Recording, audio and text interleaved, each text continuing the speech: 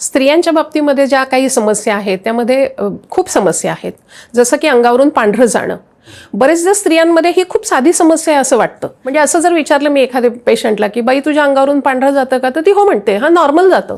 मी त्यांना असं वाटतं रोज अंगावरून पांढरं जाणं हे नॉर्मल आहे.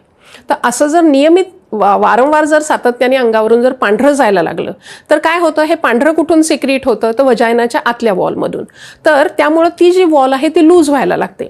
मुळामध्ये संभोगाचा आनंद कुठे मिळतो, जेव्हा तिथे घर्षण होते तेव्हा प्लेजर पेनिट्रेटिव्ह सेक्समध्ये तिथे प्लेजर निर्माण होते.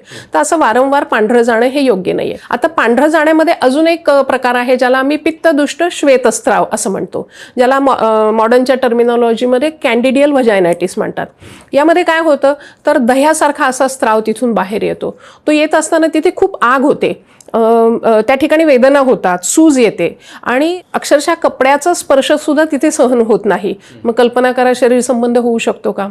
काही स्त्रियांना वारंवार अंगावरून लाल जातं, ज्याला आयुर्वेदाने रक्तप्रदर म्हटलेलं आहे, किंवा जेव्हा इंटरकोर्स होतो तेव्हा ब्लिडिंग होतं. मग असं झालं की ऑब्व्हियसली दोघांना भीती वाटते.